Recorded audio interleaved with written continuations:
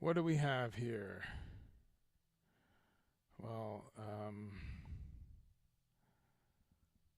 let's make sure there's no feedback.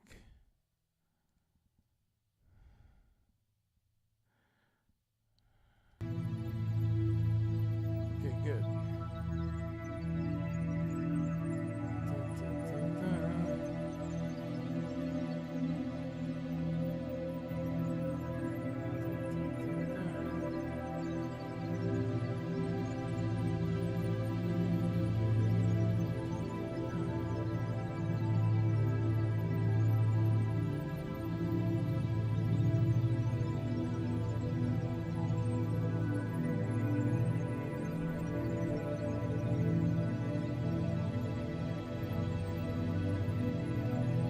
Yeah. Let's see. Let's mute all that. Let's mute this music. Greetings, folks. Let's see. I always got to check YouTube first because if if anyone's on there, that's always something I miss. And the Book of Face. Greetings. Good afternoon to anyone who might check in. Michelle, how are you, my old friend? It's been a while. Yeah, how you doing? Let's see. What? Hope you can find the interview. Just checking some messages here. Oh yeah. Okay. Great. How are you? It's now. Wow. Was this the third week of? Is this the third week of this month already? Third week of the year. Or we're entering the fourth week, right? How does that happen? It just does, right? I mean, yeah, we've completed 3 weeks. We've completed 3 weeks, and we've got you know, and we got here somehow. It's beautiful. Michael Bernier, how are you, my friend? A blazer, yes. Sometimes we do. Um, I had a hoodie on, but it had some tomato sauce on it. So often, the thing about a blazer that we all might own is it's usually clean. So there's that. But yeah, let's see. Well, look, I'm gonna try to be here semi regularly with some Meatless Monday chat, and I've got a couple things on the topics list, and that topics list does include a few things that I'm going to try to do. Where do I want to be? Do I want to be flying in space? Do I want to be out in the woods, on a beach, in front of a Blue Oyster Cult album cover, or the Northern Lights? I think we'll start with Northern Lights, but I'm happy to. Someone says San Francisco, one of the vegetarian capitals of the world, or how about out in the grass? Because I'm a green guy. Yeah, let's start green, because it's ridiculous. Uh, does that come across? It doesn't. It's broken. Um, let's make sure my volume is up there. Um, Bassam, how are you, my friend? Um, tried one on, and Frankenstein called and wants his blazer back. That's right. Um, yeah, I hear you. Bassam, how is San Francisco right now? You doing all right out there? Um,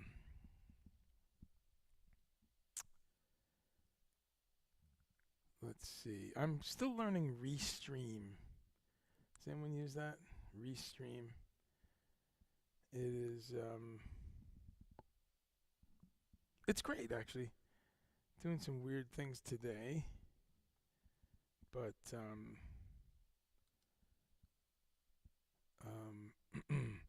Twitch is working fine. So I will say that Twitch is working fine. Yeah, for some reason, some weird video stuff happening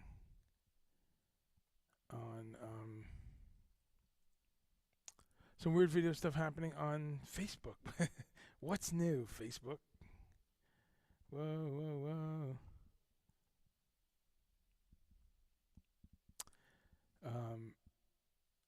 So Bassam, maybe you can help me out. Did you see San Francisco there for a minute? For a split second?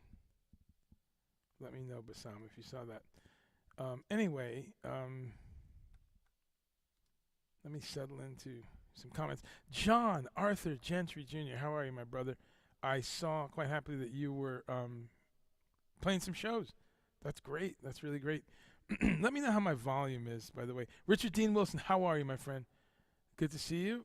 And, am I well? I'm doing okay. Yeah, I'll just say it, man. Post-tour winter depression.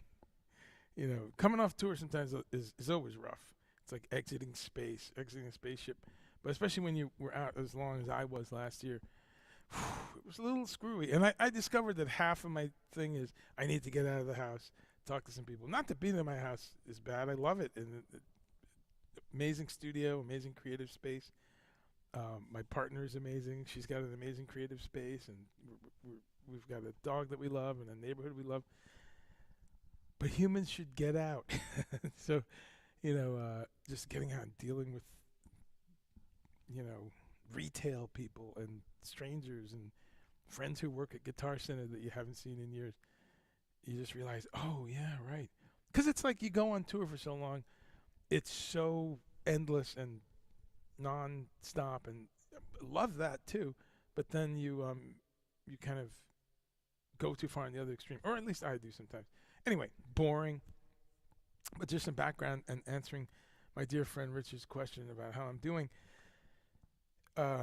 Yeah, good to talk to you, Rich. We should catch up, man. It's been a while, so let's catch up soon. David, good to see you. Sending love as well. Hope this year is great for you. Hey, it's a prime number.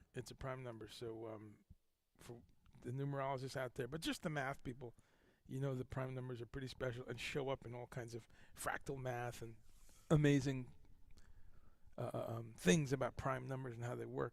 So, for what it's worth, today's the first 23 of 23, so that's special. Play that number. So it's kind of a double prime number today. Let's see if I can get your comments all in front of me so I can catch up. Thank you so much for stopping in. Comments. How do I? Oh, I see. Yeah, if I expand this, I'll be able to. A second. And I'll have to mute myself.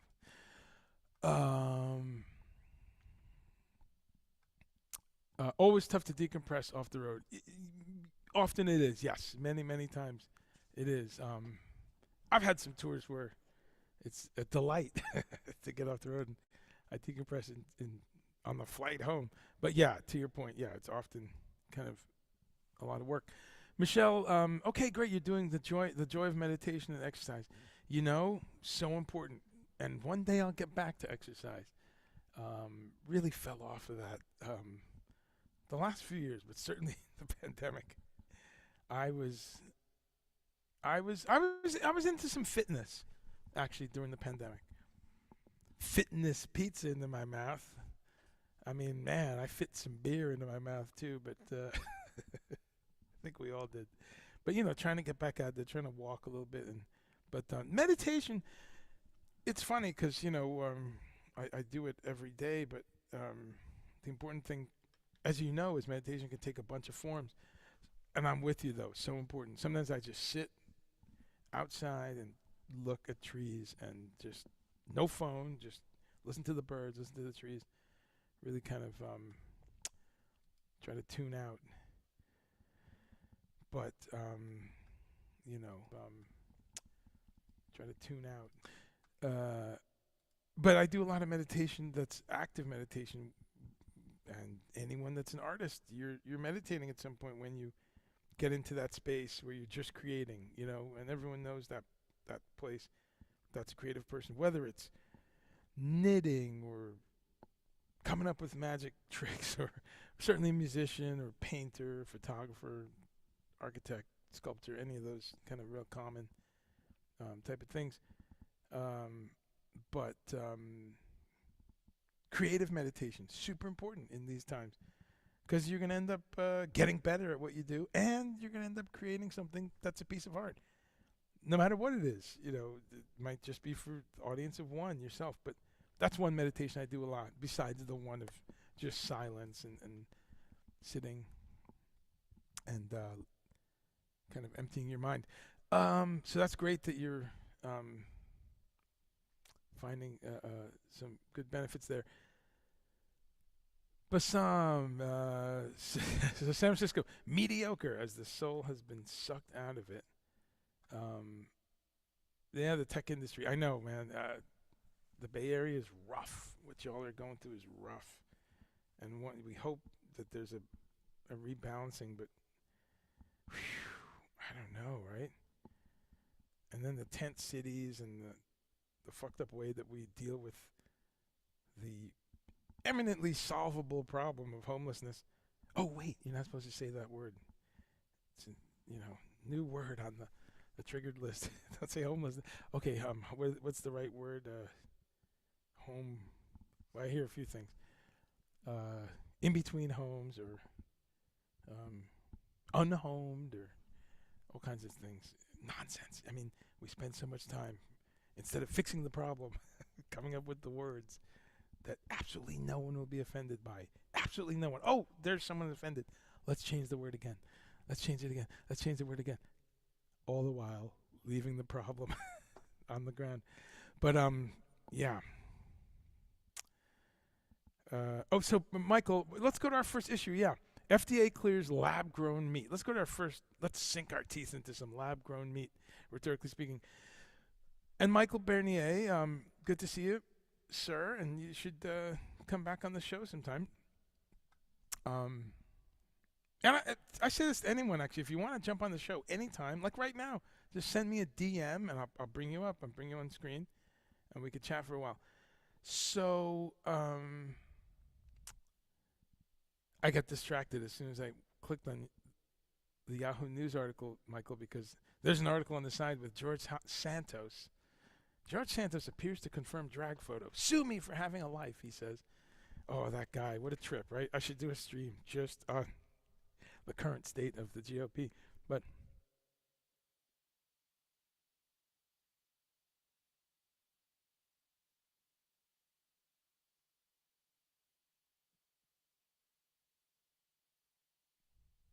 it's good to have a cough button. So, all right, well, let's check this article out together, and I'll put it up on the screen. So this is something that's been happening for many years, of course. Lab-grown meat. I'll put the article. Well, the article is in the chat. Thank you, Michael. It's been decades, and I've always been fascinated with the new science, AI side of what's happening with food. Always. 30 years now I've been thinking about GMOs. I've been reading about things like lab-grown meat and stem cell stuff and all this.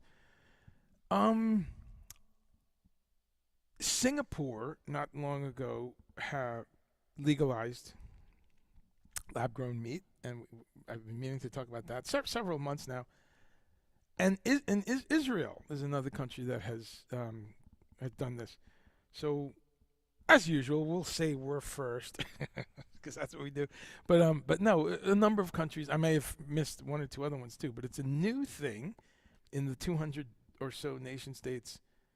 Just a couple, probably count on one hand, are making this legal. What is lab-grown meat? Lab-grown meat is it's great. You hear me hesitating to search for a definition. I'm no scientist. I'm no, biologist or lab-grown meat expert. But I've had a bunch of university-level biology and chemistry and math, so I can certainly understand what's going on here and talk about it. So it's petri dish meat, basically. They actually use animal cells. This is animal material that is then put into a petri dish situation where it will grow, and it's given essentially some form of like a growing medium that it's put into, and some form of I don't want to use the word food, but sustenance, nutrients to have it grow and fill up the petri dish. So you get these weird glass and containers of what looks like meat, looks like flesh. I've seen a bunch of videos and seen a bunch of interviews, so I've been following it for a while. Israel, particularly, as I said, if anyone's interested, take a look. They've got some restaurants that are selling this lab-grown chicken, lab-grown turkey, stuff like that. I think beef, but certainly chicken and stuff. Everyone says, "Oh my God, it tastes just like the real thing." Maybe a little off, maybe a little different. In any event, that's a little background for the few of you that might not know that. I apologize for anyone who that was boring. But here we have it. FDA has cleared lab-grown meat, cultured cells. And when was this? What's this dated? It's dated like 2 months ago. Okay. I missed that. So right now it's only chicken products by blah, blah, blah company. So, I'm not going to read the whole article, but let's see what I love the comments. I'm not convinced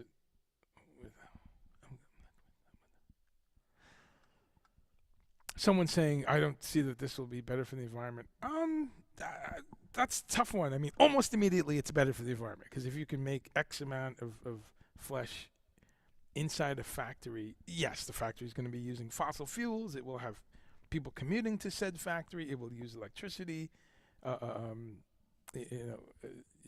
mean, obviously I said fossil fuels, but it'll use maybe natural gas, electricity, different things, sure, and it will create waste on some level, but wow, it's really hard to compete with the actual industrial strength animal slaughter industry. There isn't a more polluting human venture.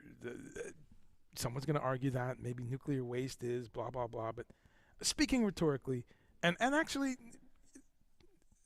very arguably so, the animal industries of the world and the way we run them, which is the key part, are just about the worst polluting entities that we have. So it's got to be tough to have to come up with something that competes with that. But there you have it. That will be a debate whether it's worse or better.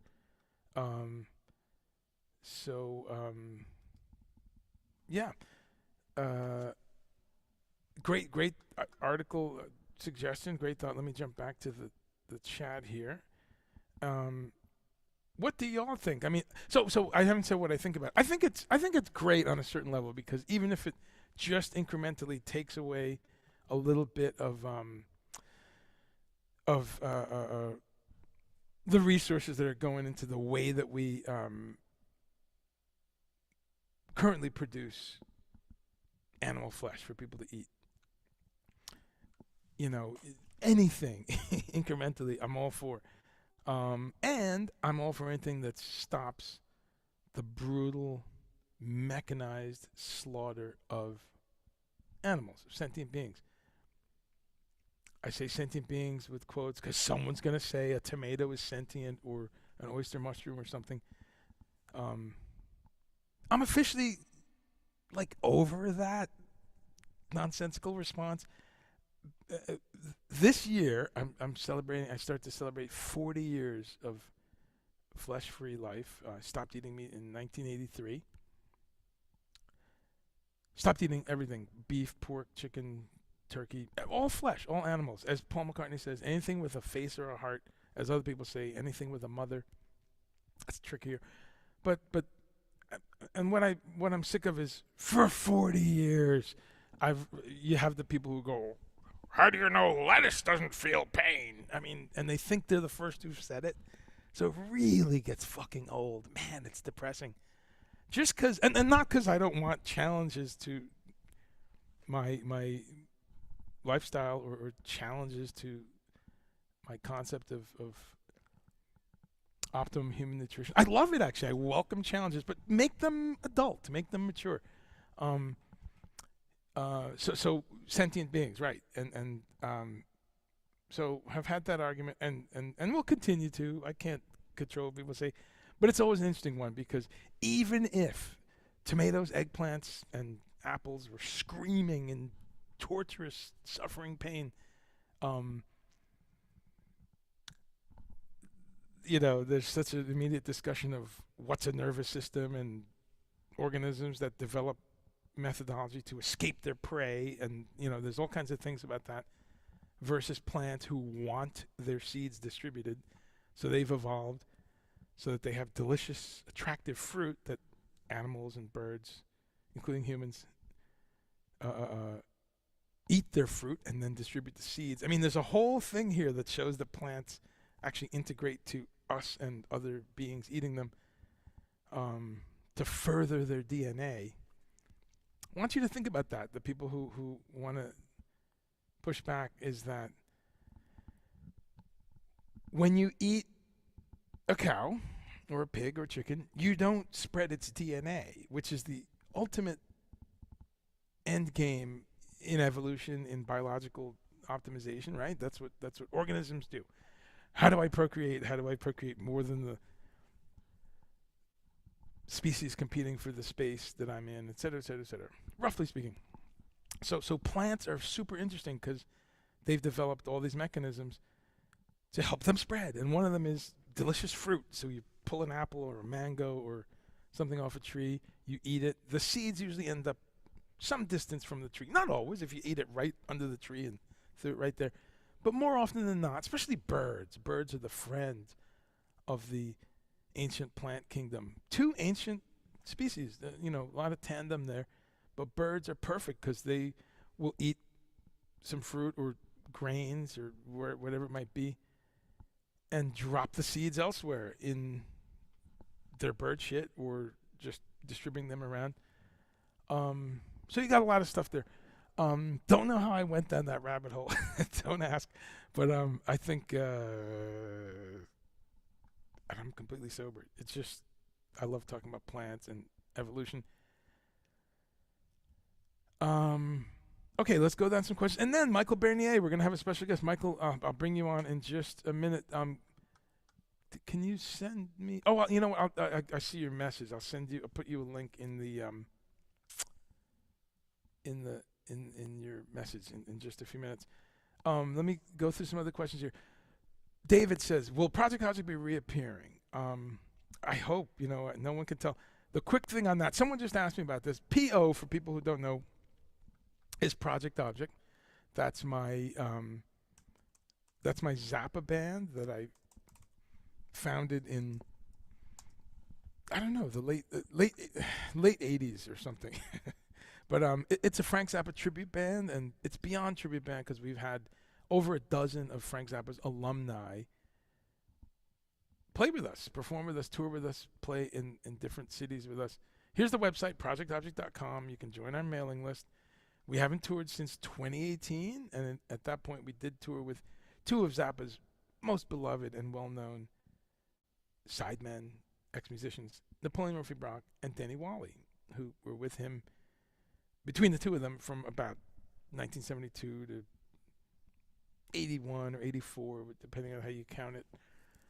Anyway, we go out and we do this. This is what someone's asking about. And boy, this was fun. I can't believe it's over 4 years ago. And we go out and we do all the music of Zappa. Will it ever happen again? I hope so. One of the things is everyone in my band used to be in their 20s and 30s. Now they're in their 40s and 50s. People have kids. They can't tour anymore. They're busy. There's other musicians, of course, so that's not the real excuse. That just makes it a little more challenging. The other challenging thing is even the youngest guys of the Zappa alumni, the youngest guy I think is probably like, I don't know, Ike Willis, and he's 68 this year. And who's younger than Ike? Maybe one or two other people, but so there's that. I've got this aging bunch of guys that when I ask them to go out, I get well, some of them want to do it, some don't. Anyway, enough on that. But in case someone didn't know, this is another thing I do The music is Zappa. And we hope and hope and hope that we'll do something this year because it's 30 years that we lost Frank Zappa. So good news for the two of you asking about this. I am indeed trying desperately to make something happen this year. So stay tuned. If you're a Zappa fan, go to projectobject.com and sign in there, or go on the get on the email list. Hafid, falling from Morocco. Wow, that's very cool. Thank you so much. Hafid, I will ask you. I don't have it here, but someone gave me a fez the other day because I saw a Steely Dan tribute band, and they have a song called Fez. Is it offensive for non-Moroccans to wear a fez? We had this debate the other day. But great to have you here. Tell us about some Moroccan vegetarian food, because I've been to some Moroccan restaurants, and I love Moroccan food, a lot of vegetarian food, like any Mediterranean, any African country really, but any Mediterranean area country always has a lot of good vegetarian options. Drums for Pyramid Song, okay. Don't know that song. Meditation almost like a realistic experience. Absolutely it is. Yes, absolutely. Capitalist victims is a better name for homeless. Yeah, that gets tricky. They got capitalism in Japan and Canada and Iceland and Uruguay and Poland and the Czech Republic and all these places too, though, and they don't have as acute a problem versus their GDP that we do. So it's more than that. It's a bunch of stuff. Sabina, how are you? Been so long. Hope you're doing well. So you're talking about Sharon. How are you? You're both referring to how weird the lab-grown meat is. It is, you know. Yes, it's weird. I mean, wow, that is as science fiction as it gets. But the more you look at food production, and it's no more weirder than what happens to flesh now, to before it gets to your plate. Animals scream louder than plants. There we go. Yeah, so, you know. Joe Nardelli, that sounds great. Red lentil curry soup, love it. That's one of the things on my list is talk about soups a little bit. Where's my Michael? I'm about to message you, so stand by. And Joe, Joe, that's great. You said you do eat meat, and that's, again, thank you for being here. I really hope meat eaters, carnivores, people on keto, people on Atkins, if people that still do that, or the zone. What's the other one? Keto and paleo. That's another one. That gets really hilarious. By the way, though, you go to natural food store and you see paleo chocolate cake and stuff, and all this packaging. Yeah, that's what cave people ate.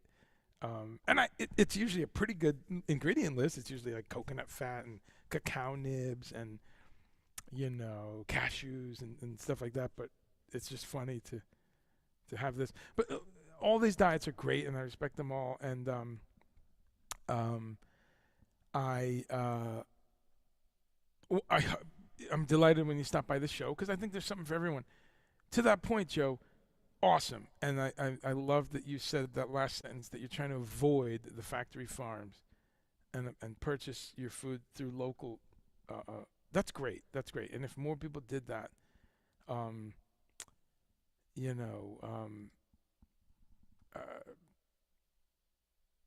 know, if more people just did that, we would tamp down a lot of the large-scale environmental damage that we're talking about. So awesome for you.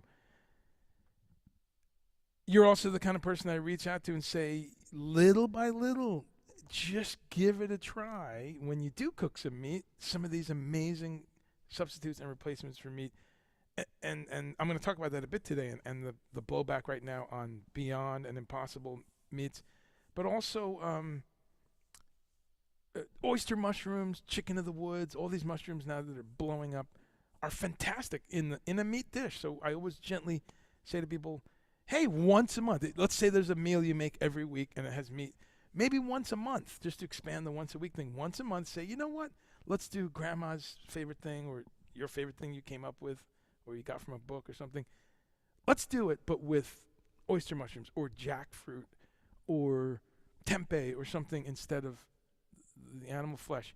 And notice I didn't even say with the Beyond Meat kind of beef substitute or something like that, because people have some issues with those. Again, we're going to talk about that in a few minutes. But you can deliciously replace meat and the texture and the umami and everything with so many things. And one of the things I'm going to keep bringing up is how long humans have done that, which is a very long time.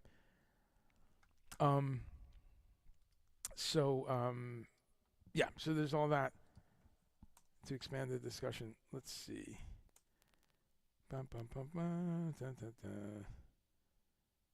So, all right. Okay, going back to some comments here. And then Michael, I sent you the link, so see you in a minute. Let's chat about musician life and plant-based life. Bassam asks if I need a dyed-in-the-wool hardcore brr. I just tried not to say that word. He wrecked that word. That's a pretty good word. If I need a dyed-in-the-wool person to provide some balance. Oh, there's lots of balance here because I critique all sides. I actually really do. It's just people say that and you get in trouble. But if you want to provide Brother A. West, I'm happy to come on when you start speaking. Okay. You'll come on yourself. Okay. I love it. Jerome Parker Wells, what's up, my brother? We need you back on the show at some point, too, as we do you as well, Todd Reynolds. Anyway, everyone, it's a huge party. It's Noah's Ark. Everyone jump in at some point. Jeffrey Moser, right, balance. See, that's good. You're going to seed some morels. That's great. Awesome. Yeah. How do you say it? Morels? You've got good morals, son. And hi, Isabel. Isabel is seeding the morels. Jerome Parker Wells. If you don't know Todd Reynolds, and Todd, if you don't know Jerome, two of my brothers from another mother. If you don't know each other, that's crazy because we would actually come up with a really sick trio: violin, bass, and whatever the hell I do. Yeah, check each other out. You probably have some friends in common. You're both independent musicians. You're both well-trained musicians who play things with 4 strings, but then you play all kinds of other stuff. So I'm always honored and excited to see you guys here or in my text thread or in my messages or anything. Anyway, let's see here. So Michael, just jump in or message me if you're having a problem with the link. I sent you some garble in there, but the link's there. Joe says, after my wife's cardiovascular disease, okay, Whole Foods plant diets for 2 years. Your wife lost 46 pounds. Wow, came off cholesterol and BP meds. You loved it and really didn't miss me at all. Only eat eggs, meat a few times a month. That's fantastic, my friend. Thank you for sharing that. Thank you for sharing just a personal life story there. A couple things I'll say. People, some know and some don't know. One of the things I did, and concurrent with being a musician and touring, was almost 20 years in natural foods retail. I worked at a co-op in New Brunswick, New Jersey, the George Street Co-op. Changed my life. Learned a lot there about retail and I was a produce manager. I was a store manager, one of the store managers. But I took care of the produce department. I did, learned so much about working with big corporations and ordering food and going to natural foods conventions and things like that. And then with my late partner, Sherry Josney, also we ran and co-owned a natural food store for over a decade.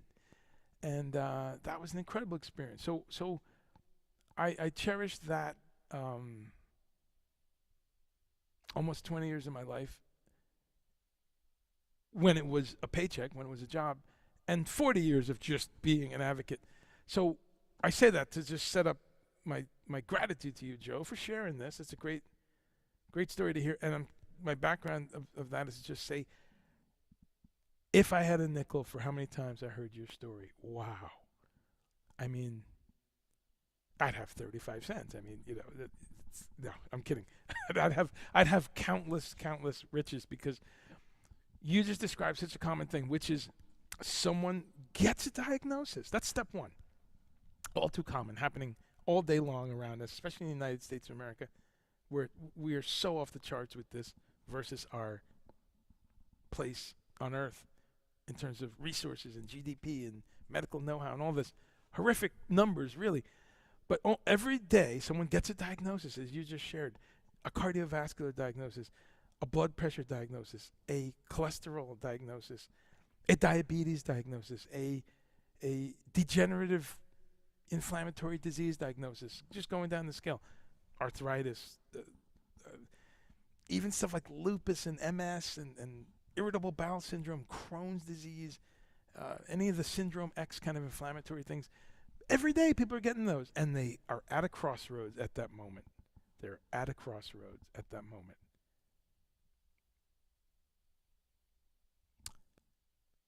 Pause for Robert Fripp, King Crimson movie type long, painful silence. But their choice there is go on these 8 drugs, or 3 or 2 or whatever that this doctor's suggesting, or make some real serious lifestyle changes, and I applaud you because y'all made the lifestyle changes. And what beautiful results. Your wife lost 46 pounds, came off the meds. That's amazing. People don't understand that you can come off meds. I talk to people all the time who just think, that's who I am. I've got to be on cholesterol drugs. No. So you've proven it, and it's proven all the time, every day. And then you did what a lot of people do, is to kind of reduce and remove everything, and then come back a little bit. Have, as you said, some meat, some eggs. I'm sure you're eating high-quality eggs. Eggs is on my list of stuff today, and the higher price of eggs right now, it's a good reason to just eat organic. Might as well, if you're spending more, get them that taste better, that are better. So great story. Thanks for sharing that. And I love it. Just results. Yeah, let's get this trio going. I like that. Jerome's jumping right in. But that's cool. Okay, Sharon's asking Joe. Oh, wow. Okay. Passcode's just the word green, Michael. Try that, because I think I sent you a bunch of bullshit. Let me try again. But yeah, that'd be cool. We haven't chatted in a while, and it's always good to get something else besides my blather. Man, I keep I keep fucking this up because I cut and paste. What happens here? Okay, I see. All right, it wants to just put all the phone numbers and all that crap in there. There you go. The last one should work. So okay, so we've talked about the lab grown meat for a second, and I want to stick with that for a second. Get your thoughts on that, because this is our future. You are going to see lab grown meat, more and more and more. There's no choice. We don't have enough rainforest to cut down to grow soybeans and to graze cattle. We just don't have it. It's not there. So you have a pretty stark choice. You have to either spend tons and tons and tons for some sort of premium type of animal protein, which is going to get more and more expensive, or you have to look at these alternatives. So just dovetailing with that, as my dear friend Michael Bernier enters the stage, he's brought up a great subject here. So I want to put up on the screen, this is 2 years old, this article.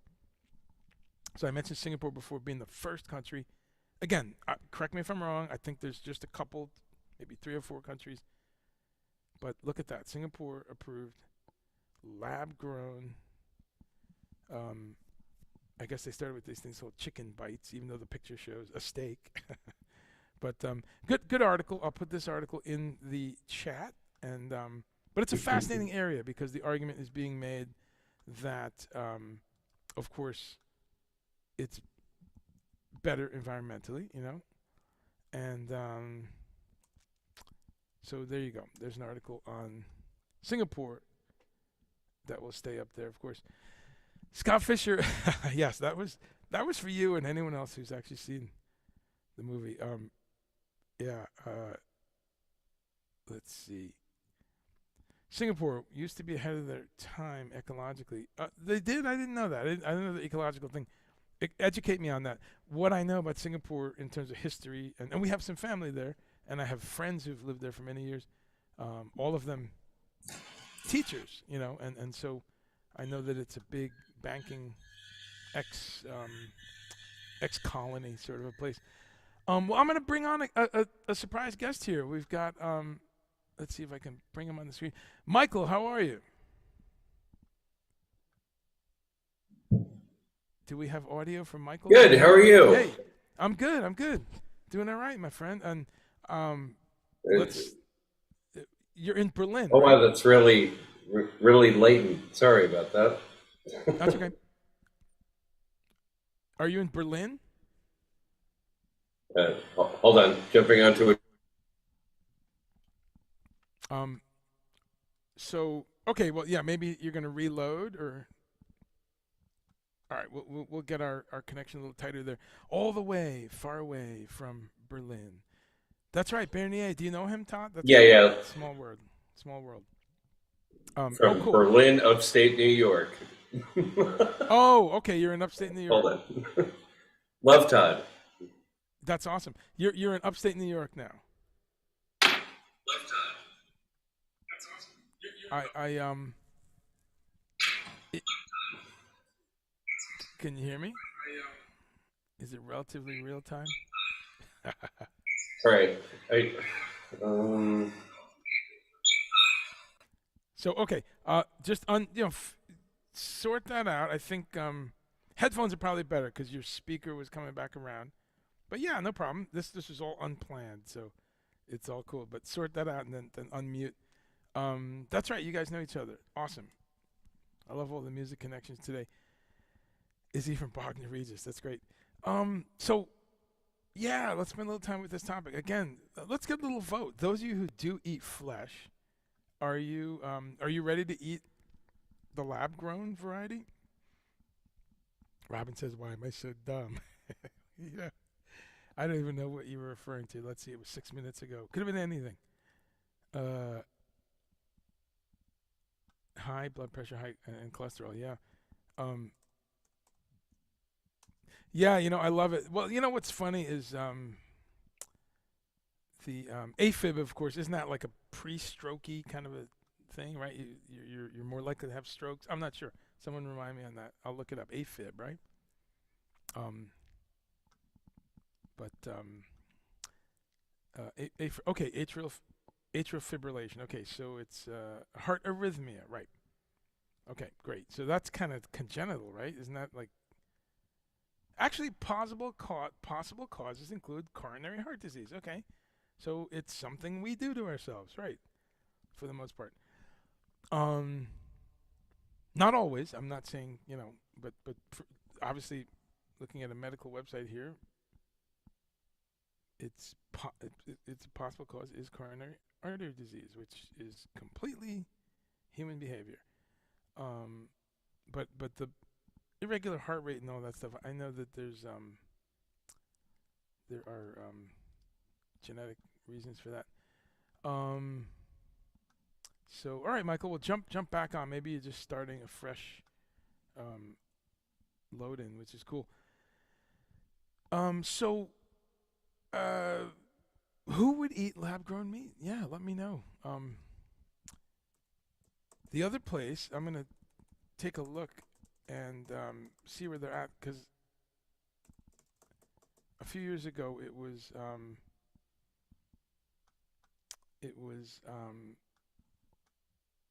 cultured meat, they call it in Israel. It's just the word that they use.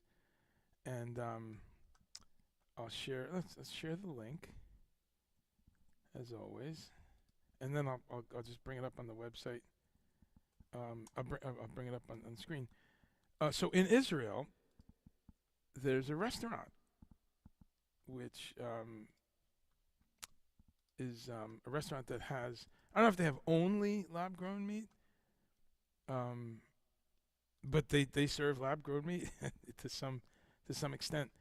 So next time in Israel, I've been to Israel once. Really amazing food, actually, some of the best food in my life. In my life, the food was so damn good. You know what was funny? The falafel was not good. They talked a big talk, and the one of our promoters, she took us to this falafel place. It was, it was just okay. I thought it would be so amazing. That said, maybe the place across the street was better. I don't know. I trust in Israel to have awesome falafel. Not that day, but everything else. Man, oh man, what an amazing vegetarian and vegan paradise, really.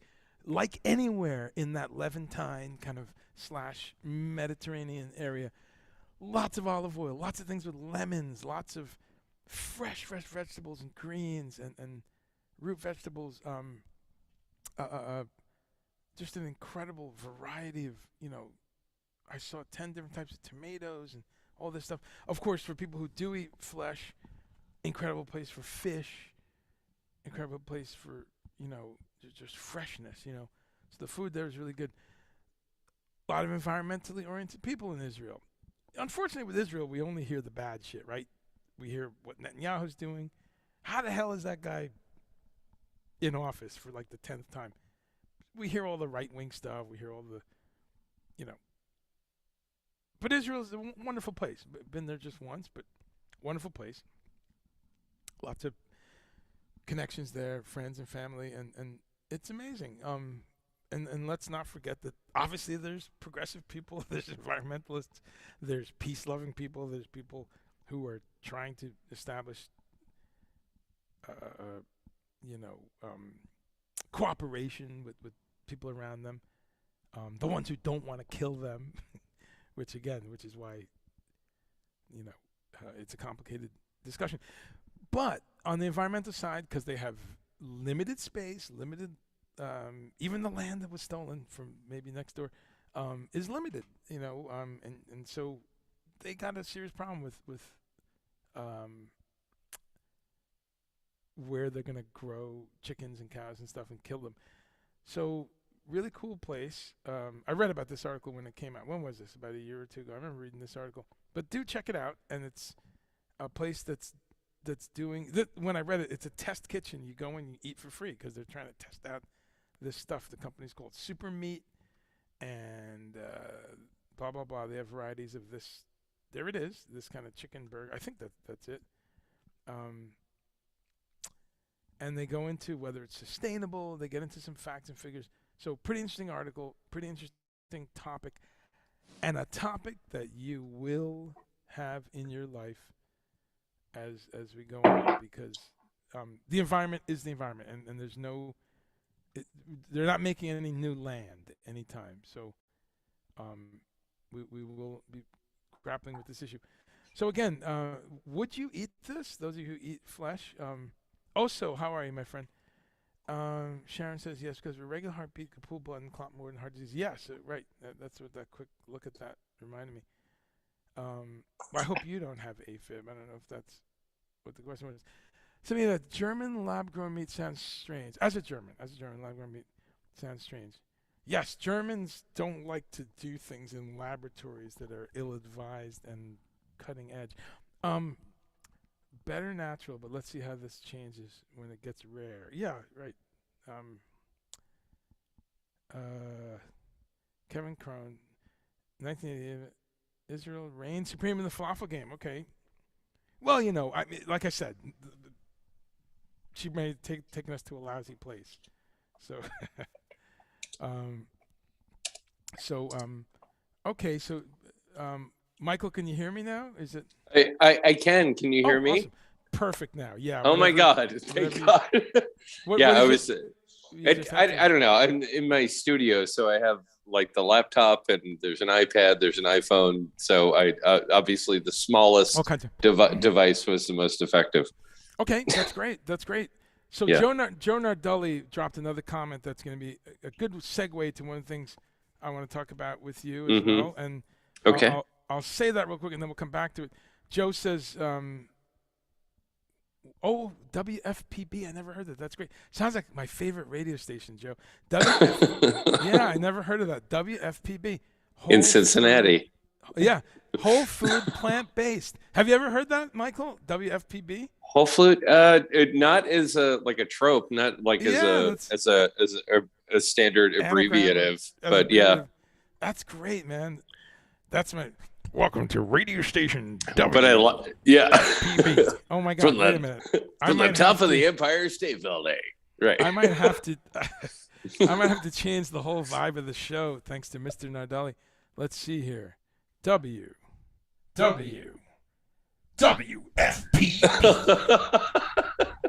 Of course. From deep in the mountains of the Appalachians. Meatless Monday Meetup on WFPB. A squealy guitar? There we go. Okay. Oh, man, we're that done. Is so silly. Oh, yeah, Joe, I totally got it. Yeah, it's quicker than typing that. So we're going to come back to that, though, because Joe said during that WFPB stint, him and his family they ate Impossible and Beyond lab-grown meat varieties. Are those lab-grown? I wouldn't quite say that, Joe. I would say I'll say this. They use Impossible uses some extract of GMO soy or yeast. I forget. We can look this up in a minute. But they have a component that's lab-grown, i.e. GMO. But other than that, it's soy and wheat gluten. Yeah, they're replicating something. It's more like impostable. Yeah, like they're replicating something. But what's weird about the lab-grown stuff is we're actually eating like cellulose and flesh, and although it's not. Is your video off or? I don't. Oh, you don't want to come on? Oh yeah, I do. Yeah. No, I have my hair curlers in, so hold on 1 second. That's okay, no, okay. It's asking me now. Okay. Oh, there we go. Awesome. There we go. That's okay. Sorry about that. Nice. But go ahead. You're saying in the lab grown stuff, there's cellulose? Yeah. I mean, well, we're dealing with tissue. We're dealing with the flesh keeps coming up. So and we have this associative anchor to flesh is to something sentient, and it's kind of weird disassociating flesh from something that, I want to get religious, but something that has a soul or something that can feel pain. I'm assuming, and I think didn't Purdue do something like this years ago where they made like a brainless chicken?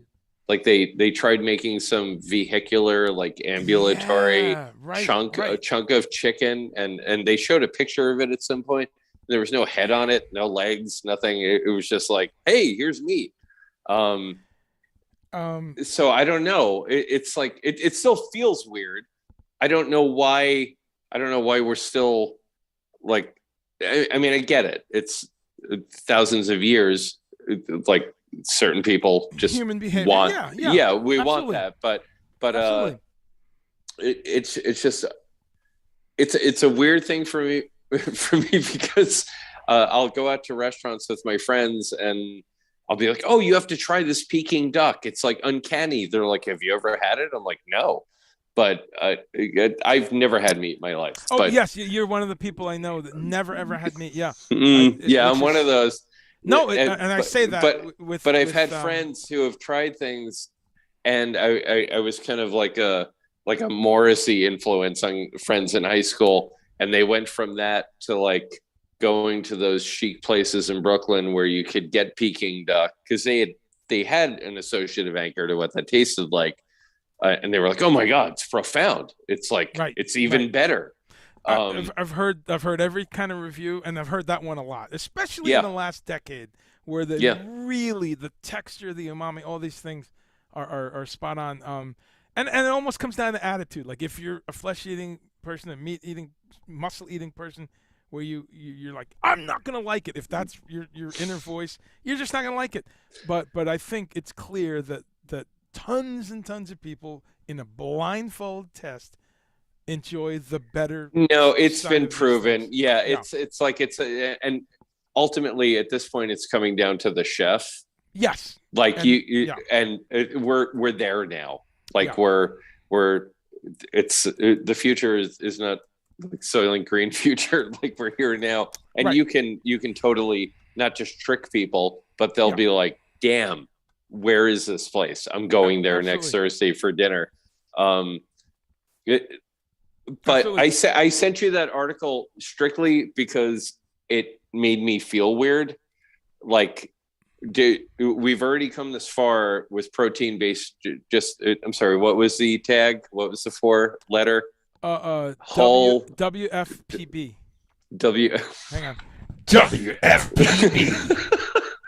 Opening up for 24/7 Spies this Friday at the Bowery. Friday at the Bowery Ballroom. Like you've never seen it before, live, featuring Ace Frehley on guitar. Wow. You check my watch here.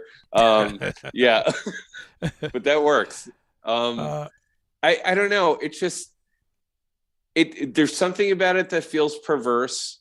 And I know from the other side, people seeking out fake meat to taste like real meat seems perverse. I have no reference, so I never really was like, I need, God damn it, I miss hamburgers. I just wish there was a substitute. For me, it's just like, oh, a Boca burger. To me, that's just like, oh, protein. And I'm going to make a salad and throw some sesame oil and sesame seeds and some seitan, blah, blah, blah. But I get the weird aversion of, like, well, if you hate meat so much, why are you trying to like copy it so much? Right. And for me, that's a transition, and that's a step. Like that's a step. That's a better step. Yeah. Well, let me. Great opening. Set of thoughts there, and let me try to go back into just a few things. First off, I'll say, when I said you're one of the people I know that's never had meat, I mean that with admiration and jealousy. I have a friend. I have a couple Indian friends actually who, because many Indians are Hindus. And many strict Hindus will raise their children animal free or meat free, because often there's ghee and what's the cheese called? Ghee, paneer, yeah. It's so clarified butter and all that. Yeah, ghee, and that's fine. So I've met many people through my life, especially growing up for a few years in a country that's probably about 51% Indian people. Guyana. So I've met many people who've never had flesh in their life. So I've had this conversation, and it's fascinating. As far as I'm concerned, that's optimal, because you're doing what our bodies is designed for. We don't have claws, we don't have fangs. The way our eyes are on our head versus true predators, our blood pH, our saliva pH, our digestive tract pH, the structure. I mean, there's 10 other things for people who want to have that debate someday. You can get even deeper into like the proteolytic enzymes. You can get into the digestive system. There's nothing to break down any of that. Which is most of the disease in this country. I mean, don't get me started. It's important to, and again, one of the things I'm trying to do is to reach people and have them think, wait a minute, I've had irritable bowel syndrome or acid reflux or needing to take Nexium for 40 years now. For 40 years of my life. Yeah. Could it be something I'm doing? I want people to have that voice in their head and to say, holy shit, this isn't right. And all those things come out of our poor design as carnivores. That said, I'm totally down with people who are going to eat small, high-quality amounts of animal flesh and do it carefully. Do it with knowledge. Do it with other enzymatic stuff. Do it in food combining. Obviously, you can be healthy, but it's about admitting that it's not optimal. Not to interrupt, but I think I think the problem is the polarization with this. I think we're in a transition. I think we're on the upper swing of the transition, but look at our teeth. Look at our the way our digestive system works. We're no longer we're were you ever at the laundromat and you're like, hey, nice to meet you, and what's your name? Sally. And she's like, sorry, I have to go hunt down something on a prairie for lunch. I mean, we're no longer designed to do that. We're kind of stuck in the middle of awareness and genetic debilitation. Like we're not there anymore. We're headed towards something else. So this is why people have acid reflux. And I'm sorry, ingesting, I don't care if it's a hamburger or Wendy's or cold cuts, whatever, or it could just be a donut.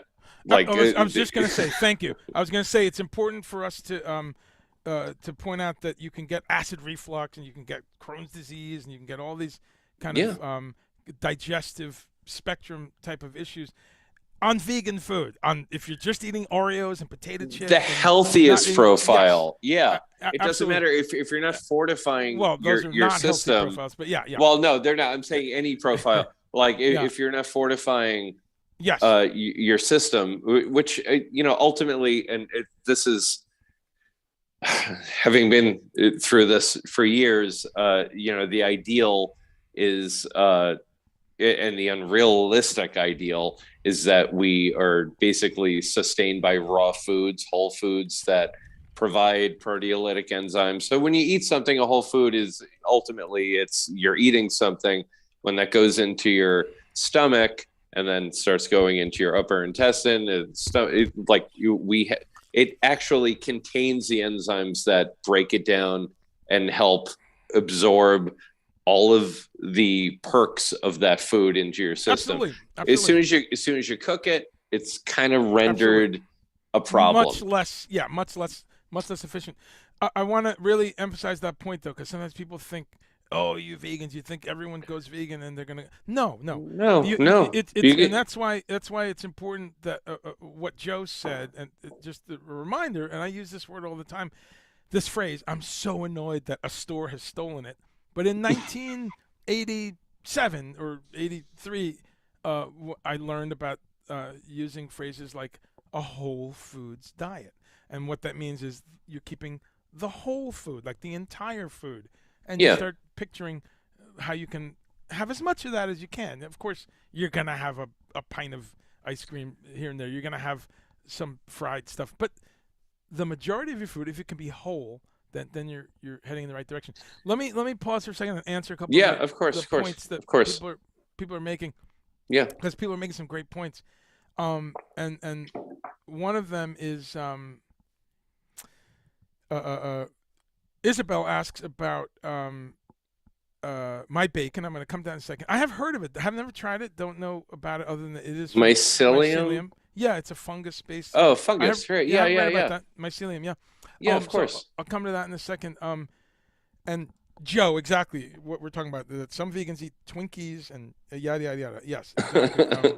but I'd say most don't. Having done an informal survey of tens of thousands of people for 15 years in 2 natural food stores, I'm intrigued about that. My bacon. That sounds sick. Yeah, like mycelium. That's very cool. So Beyond is the clean plant-based meat. Yeah, Beyond is definitely, the fact that they've drawn their line at GMO and that they've left out soy. Beyond is really fantastic. So have not tried that as well, but I'd love to try that. I like to try everything. Would I buy bacon alternatives and make them a staple? Not really, because I just wasn't a huge bacon fan, and especially once I found out what it was. So those things, and it also dovetails with our discussion here that I want to get into is I think it's great that all these things exist. I really do. And you just touched on something before where you said you never had some of the original things. But what's great about these foods, and I think as whatever you are on the spectrum, vegetarian, vegan, flexitarian, pescatarian, whatever. What? Did you just say flexitarian? Yeah, you never heard that one? Oh my God, I can't keep up with these things. Yeah. And I applaud flexitarian. Those are people who are vegetarian most of the time, and they just say, "Yeah, but at my mom's house, I really love her, this and that," or they might say whatever. Okay, I feel like I need more iron during my period if they're menstruating. Right. No, Well, I'm just these are that's things that, listen. It's all advancements. That's fine. Those are people who have said to me. Now, having said that, my point there is that no matter where you are, when someone challenges this idea of why do you have something that looks like meat, I think we need one talking point is to say because, and this might apply to these people, and to just really get the message out there. Because I love beef stew. I love the stuffed peppers. Or I love this. My mom made it, or it's my favorite thing at this restaurant. Listen, 50 years ago. Go ahead. Sorry, go ahead. I still, and the person might be saying, I still want to have that texture, that umami, that smell. It's so important. And that's what I want. But now, in my adulthood, that I can buy something that does exactly the same thing under the same conditions of oil and heat and salt.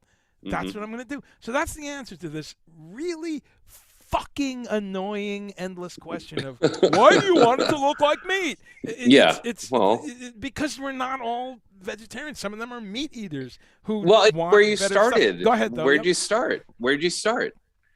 Like I started without it.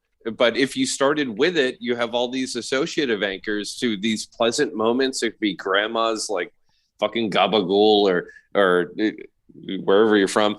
Gabagool. Yeah. Hey, Tony. Oh, I know the gabagool. Yeah. So it could be any associative anchor, but and that is intrinsic and that's associated to the pleasure of eating a certain thing. Absolutely. And then some like hipster from Brooklyn's like, oh my God, you have to check out Fakers, this new place. Oh, really? Is that a place? No, I'm making it up, but it's like Okay. It's on Bleecker, and oh my God, they have the best fake steak. You know, it like around these things, there's almost a stigma of, I don't know. Yeah. I have to say, like, sorry, some of the people who represent the movement are not the most inviting.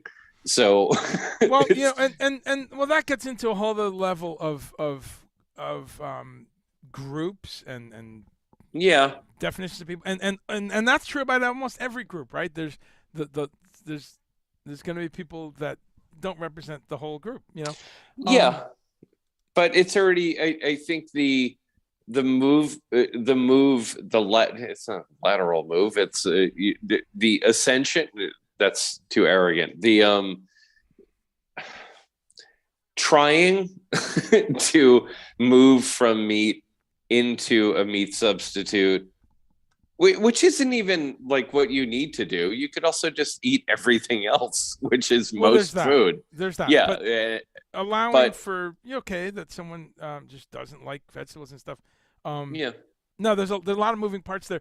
Jumping back to the I haven't even looked at my Facebook, my YouTube people. Sorry. Here's 2 sticks saying cholesterol drugs would scare the heck out of me. Given the incentives doctors have to prescribe them and the disclaimers on ads. Yeah, exactly. So, you know, when you really drill down, that's what's funny about like even the couple years we've gone through of insane anti-science kind of reality that we're, and when you had these armchair experts saying,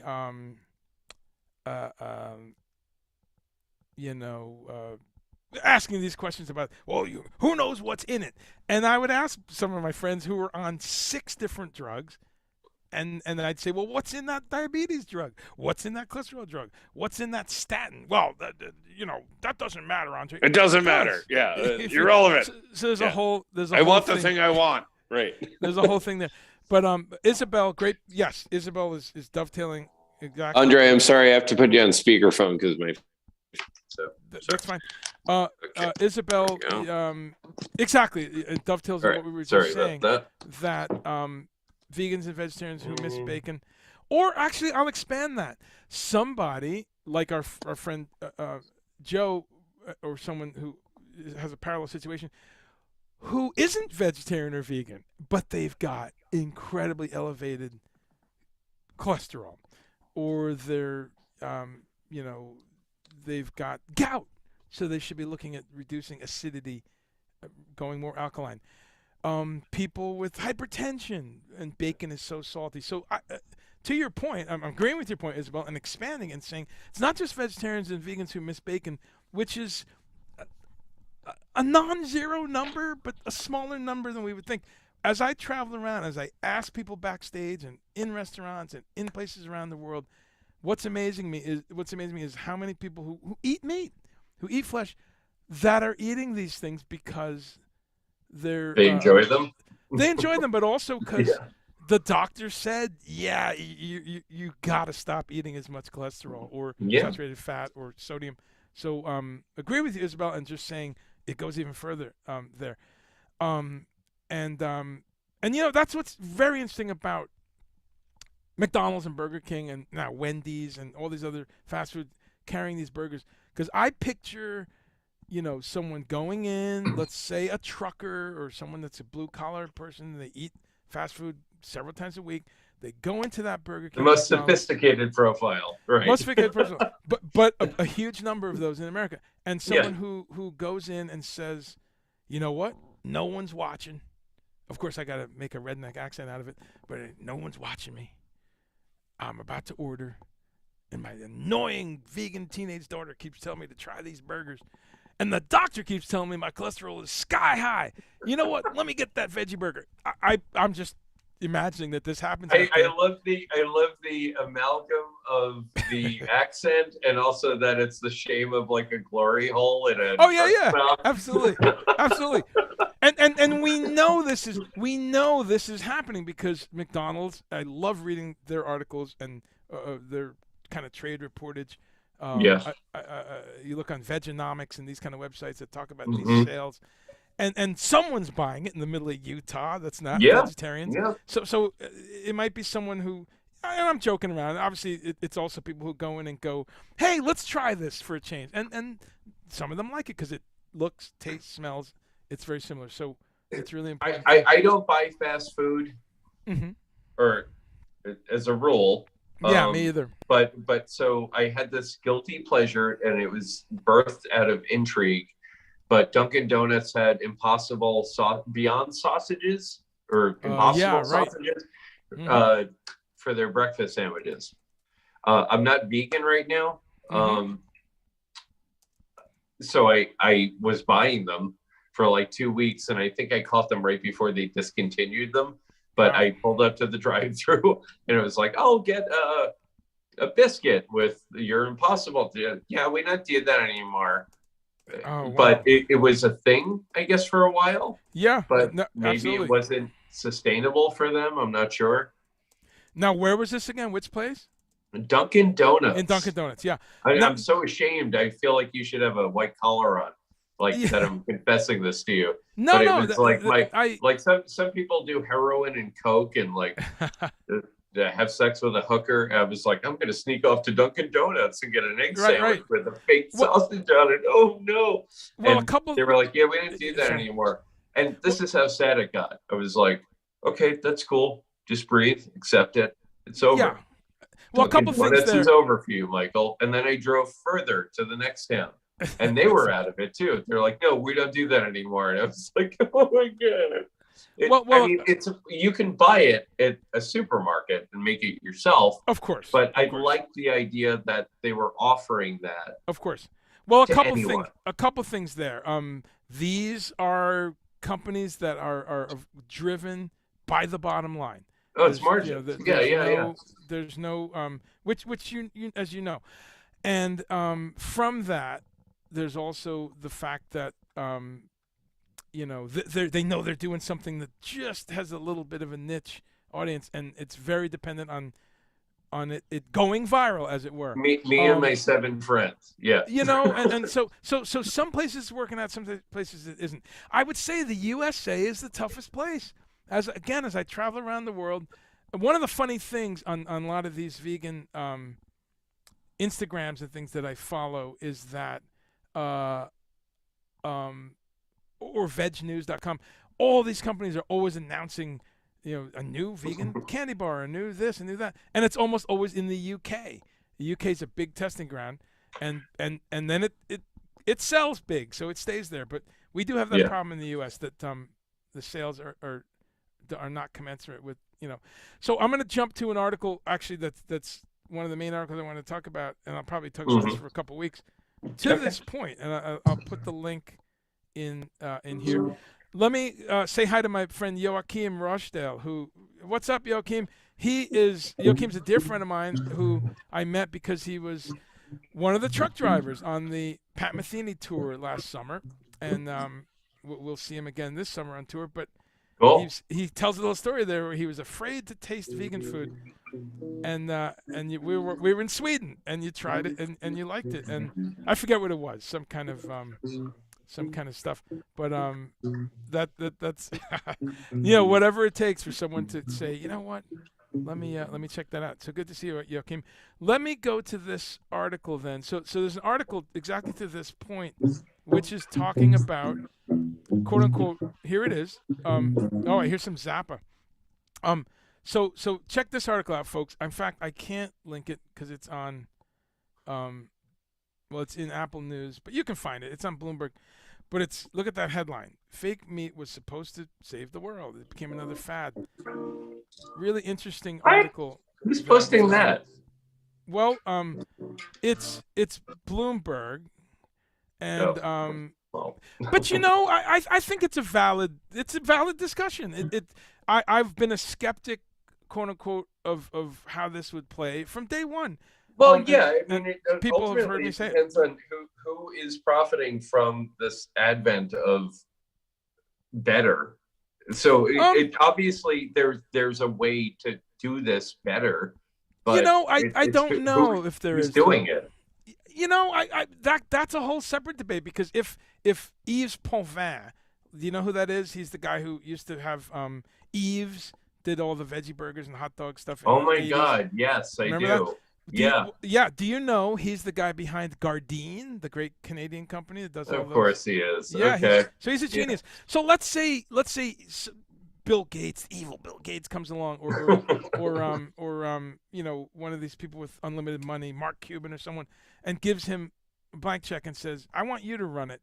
I don't know if it would work that much better. I think there's a built-in. Well, I mean, don't we already have R.J. Reynolds behind Morningstar?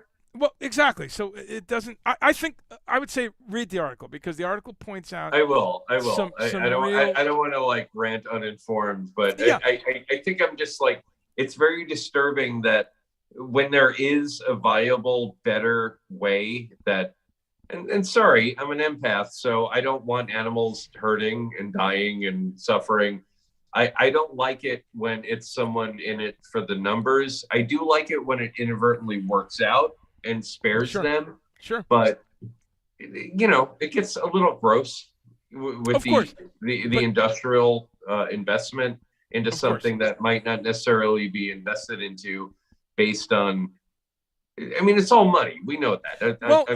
Part of me still 15 years old, and I'm like, do it for the animals, So a couple things to that. Again, I say read the article because it gets into some other.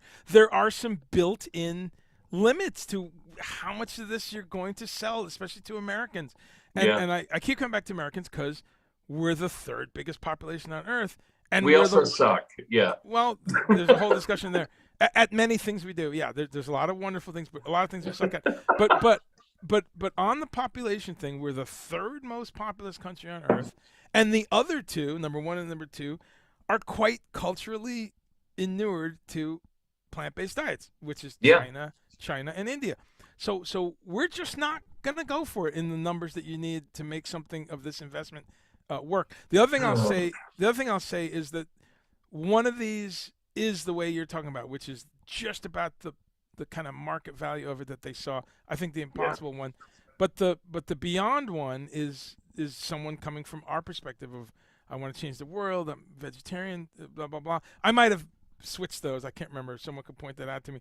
But I think it's a great article because it points out just some of the downfalls of how they tried to do it. In brief, they're saying Beyond has lost sales in every channel since last quarter. They laid off 20% of their workforce in the past year. Now, to be fair, so did a whole bunch of companies, right? I mean, pandemic and everything. Yeah, exactly. I mean, there's not a .com in Silicon Valley that hasn't laid off sometimes more than that. So I don't think that's a great metric. But I think this is something that they've had a really big splash because these things were big news items for a couple of years. They're not going to go away, and now we're going to see kind of the second and third kind of chapter of what happens with meatless stuff. So I copied that article. It's in Apple News if people that may use that, and it's in Bloomberg, so you can just find it in Bloomberg. I just put the link there, at least to Apple News. So Andre, I'm sorry if I could interrupt. I have a student coming in 1 minute. Oh, okay, so go ahead. Yeah, please. I milked this as long as I could. I know they're about to get here. No pun intended. So I have to set up for that. But I give love us a you. Closing. Thank you for doing this like every week. It's amazing and informative. And I appreciate it, my friend. And I sent that article just because it was weird. Yeah, no, it felt very like Isaac Asimov, like weird. Like, hey, we're making fake tissue now. Like, what? Yeah. Like, how? What? It's just weird. And well, send me any articles. I love you too, man. Thanks for coming on, and we'll do this again. Yeah. And that story is not going away. So no, it's not anytime soon.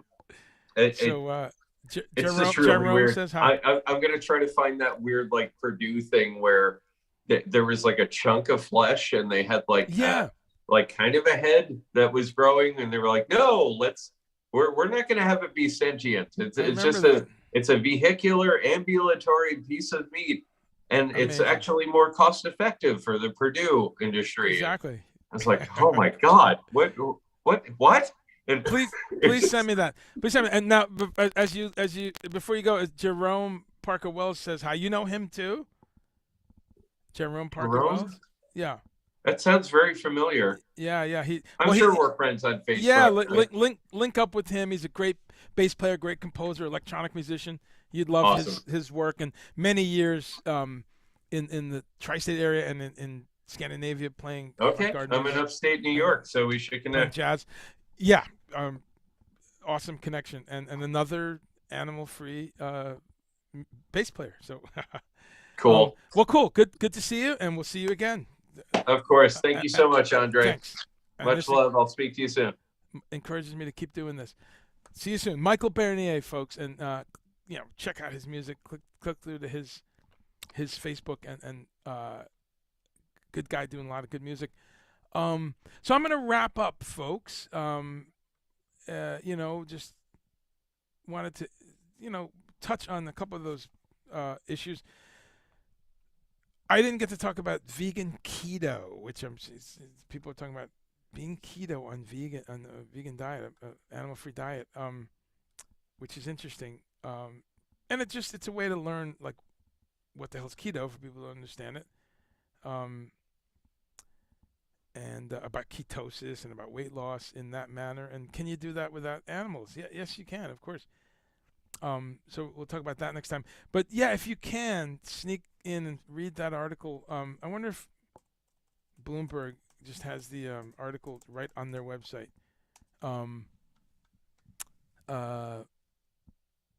Let's see. Okay, this is an interesting one. Lab-grown meat. This is an article criticizing lab-grown meat as well. Wow, I didn't see that one, but all kinds of pros and cons on every issue, as there always is in human ventures, right? but as we try to make sense of it, and I'll leave off with some of the definites, we're definitely not making any more land. There isn't any more land. We're not going to be able to regrow some more rainforest in time. We can't bring back the Dust Bowl really damaged parts of the American heartland. The parts that have been over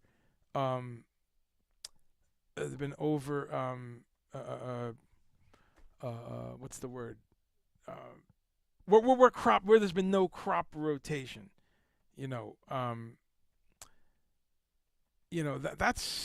That's an important thing. You got to rotate crops. You can't just grow 30 years of wheat in one spot, or soybean, or anything. So we've done a lot of that damage with industrialized agriculture here in the USA, because we took it to a scale that no one else did, or a few countries did before. So we have some hard lessons. We can't bring that back. We can't bring back the rainforest.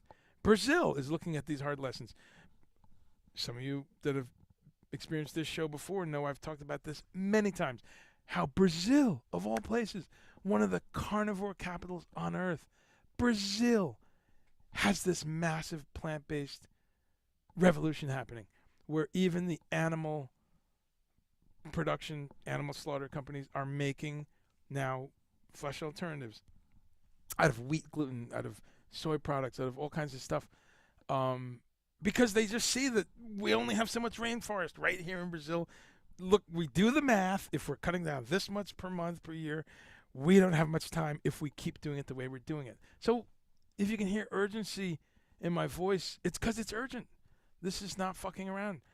So that's why we'll keep hearing about lab-grown meat. You'll keep hearing about substitutes for flesh food, whether they be from mushroom/fungus, whether they be from soy and other beans, white beans, lentils. You can make all kinds of things with different legumes and beans and nuts, whether it's from things like jackfruit and ackee and hearts of palm and all these amazing things in the plant realm that we probably only know 10% of at this point. I keep reading about stuff they find in parts of the world that you can use. Whether you like it or not, you'll hear about that the rest of your life because of the first part I said, that we ain't making any more land. We can't bring back some of the land that's completely damaged and things can't grow and the water table is screwed up, and we can't bring back rainforest. And we're certainly, while it has slowed down with 8 billion people, this is an issue. Sharon, did I talk about the egg issue? Yeah, last week I did. I can't remember if you were on the show last week, but last week I did a bit, and I think, it's ongoing. So I'll talk about it next week. But eggs are too cheap. I think people that think a dozen eggs should be $2.50 or $3. Wow, that's fucking crazy, man. To understand the value that's going into that, notwithstanding the animal source issue and all that, but for you to have a $3 dozen eggs means somebody got paid bullshit, right down the line. But that's what we do. That's what we do in this country. Eggs are more expensive in other countries because they have labor laws that we don't. They have working wage laws that we don't. I'm speaking generally, but yeah, generally other functional representative democracies have better labor laws and working wage laws than we do. There, I said it. Your feelings may be hurt, but if you're one of the people whose feelings are hurt, I'll remind you of one of your slogans: fuck your feelings. If Canada and England and Germany and Netherlands and Japan and Uruguay are doing it better in terms of demanding rights for their agricultural workers, they're people doing the most menial and sometimes dangerous work. If some of these countries make sure that unionization stays strong and that proper regulation and safety stays strong, then they're better at that than us. They're better. What? So I will say that always. And so the egg issue is bound up in all that. We want dirt cheap eggs, and it's unbelievable that we think that the price we pay is unfair. So I say eat organic eggs. That's my solution to this. Spend a little bit more anyway and get better eggs. Once you've gotten organic, you can start parsing out, getting ones from little farms, getting ones where the chickens are truly outdoors. They don't get their beaks cut off. I mean, you can keep going up the ladder all the way to actually having some chickens in your backyard. That would probably be the ultimate arbiter of or methodology to have certainty that it's healthy chicken eating organic feed, living a life in the sunshine, eating bugs and worms. And yes, you get into a discussion, if you like, of am I stealing her eggs and all that, but at least you know everything about what's going into the egg. But this is an incredible canary in the coal mine, no pun intended, about how we're not ready in this country for any food crisis. We're not ready. We're not ready for the time when you're going to have to eat stuff you grew or a cabbage or some stuff that you bartered, because those times are possible for us. So you posted an article last week about the fact that a lot of people think the price of the economy and Biden. Yeah, and it's the bird flu. Yeah, okay, you posted that last week. Okay, yeah, and then that I forgot to mention that part. That yeah, it's about this epidemic stuff. This epidemic that's happening in chicken population. The subsidies ran out. That's another thing, right? Is that what happened? Yeah, you're not kidding. I believe it. That's another issue. Why don't we subsidize tempeh and the tempeh companies who are actually doing something pro environment? And tempeh, more protein than chicken and turkey, hardly any processing, steamed soybeans that are inoculated with a culture and left for a few days to culture, like cheese or wine or beer, any sauerkraut, miso, any of the many wonderful foods humans have developed through fermentation. Folks, I got to get out of here. Well, this is just, it's great. It's been an honor to be here. Let's see. I'm going to finish up in the countryside, I guess, or whatever that is. And my shirt. I want to talk about the shirt real quick. That's right. Eggs are expensive because the subsidies ran out. I'm still loving that. That's and canaries should not die, and coal mice and humans might live. Exactly right. You're that woke. You are a fool, boy. Don't ever change. Oh man, don't even get me started. Don't get me started. You just threw me like catnip with the overwoke thing. Robin Renee, how are you, my friend? Let's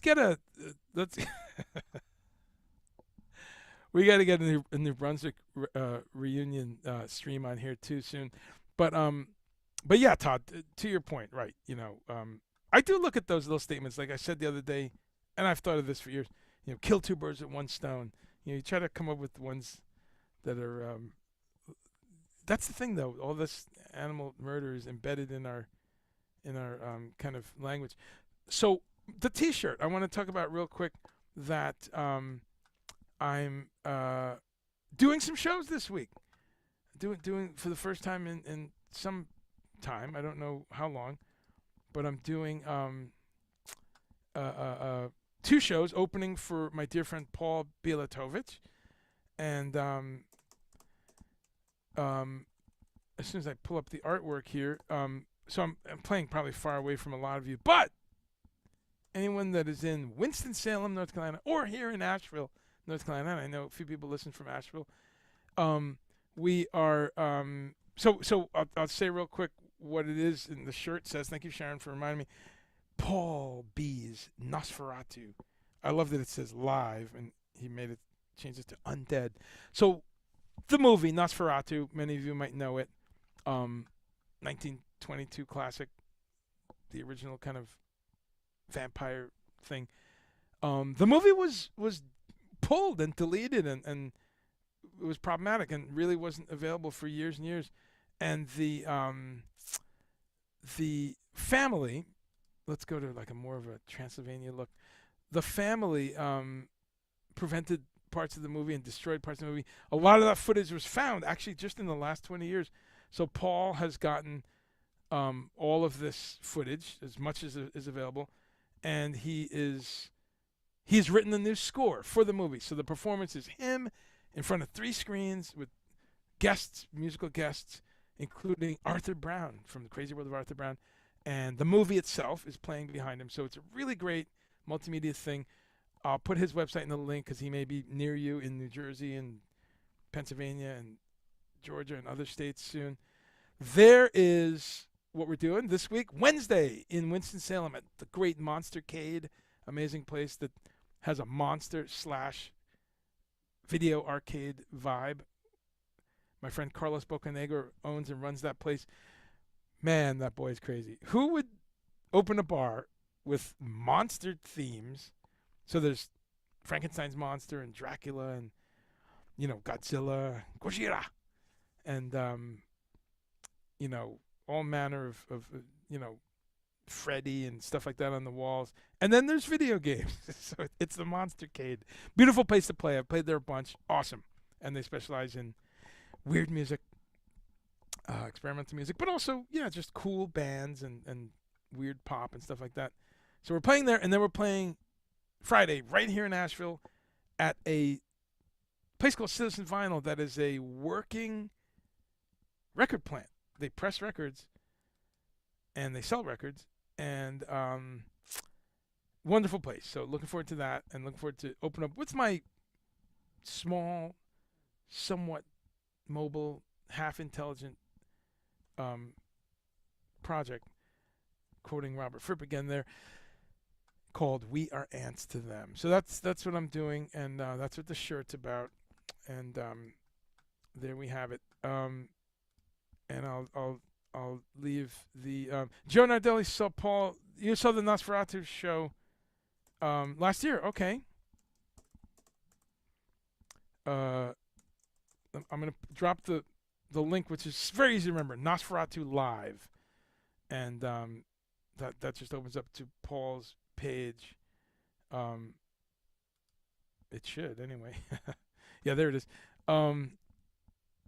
So check that out. Check out his shows. He's running around the East Coast for a couple weeks here like a maniac, and including these couple shows that we're gonna do together. Paul, by the way, is the guitarist of the Carl Palmer band.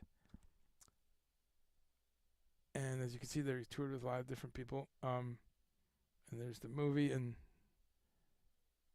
yeah, it's really a cool show. There's the dates. They are tonight in Lancaster, PA, and a couple in Pennsylvania, down to Salem, NC. That's the one I just told you about, et cetera, et cetera, et cetera. So check it out, and I hope to see you next week. Dave Bainbridge, that's right. Dave is on some of the video, isn't he, Sharon? Yeah, right. That's awesome. So you'll see Dave. You'll see who else is in there? Simon from the Carl Palmer band is in there somewhere, and that's right. Dave, Simon. Here it is. Leah Bluestein from Video Game Orchestra and Groundlift. Mike Dutko from Groundlift. Peter Zay from New Bedford Symphony Org, and the great Dave Bainbridge from the Straubs and many other bands, and his own bands.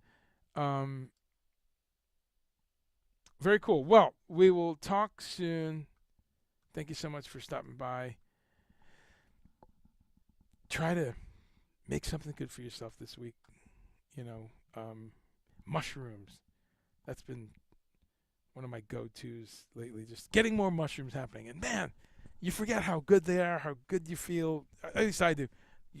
The nutrients in them, so good. And I'm excited that mushrooms are becoming a thing. I just posted actually on my Facebook 2 or 3 posts down a link to Neil deGrasse Tyson, who's not my favorite person always, but interviewing someone about mushrooms, about fungus, and about how important they are going to be as time goes on for environmental reasons and stuff. So check that out. Really cool. And check out that, what's it called? Wonderful Mycelium, the mushroom fungus documentary. It's out there. Why? Because fungus, mushrooms, so important on so many levels. As a food, as an environmental solution to a lot of things. Understanding how important they are to life on Earth. They're incredibly important to plant life. And now that they're discovering how plants actually communicate using the mycelium, which is the thread-like kind of connective structure, connective tissue of fungus that's under the ground, the part we don't see. We see the flowering tips only. We see just the flowering part, the fruit, as it were, called we call them mushrooms. But that's just tip of the iceberg. But some amazing new studies, new knowledge. We're learning all this stuff we didn't know. In fact, it's only the late 60s that mushrooms became their own, branch of, plants, animals, and fungus. I think algae is separate, and again, I'm not a biologist, but I know that those families exist. But they were lumping fungus in with plants till not much more than 50 years ago. So 55 years ago. So some beautiful stuff. I understand that we know and understand and have cataloged something like 7% of existing fungus species. So that's exciting because you never find a fungus or read about it where it's got like bullshit properties. They're all amazing. There's medical uses. There's, of course, on and on nutrition uses. Some of them are detoxifying. Some of them might be able to be used to detoxify groundwater and soil, and there are mushrooms that will consume things we consider toxic. So really incredible. But the area I want to leave you with is go cook some mushrooms or have some raw, but go get some mushrooms over the next week. Enoki mushrooms, shiitake, button mushrooms, amazing mushrooms in any supermarket. So easy to just cook some up. Steam them, put them in a saute, a stir fry, put them into a soup base, which is one of my favorite ways to. I love Asian soups, whether it's Thai or Indian or Vietnamese pho or ramen and miso soups. Love that cuisine, and that's some of the things I love is the prevalence of really good fungus and really good just ginger and root vegetables and just those kind of warming, beautiful flavors and complex umami is the name for it. Those complex flavors and mushrooms, wow, just can pull it all together in so many ways. Awesome drummer as well. Who is? I'm assuming your other half. Yeah, Dave. I'm sure he is. And Robin Renee, wow, okay, I didn't know that. That's awesome. That's an honor that you got the miso soup kind of inspiration here. Thank you. I will make some miso soup soon. It's been on the list, and we just got some mushrooms. Folks, until next week, have a good one. Take a meat.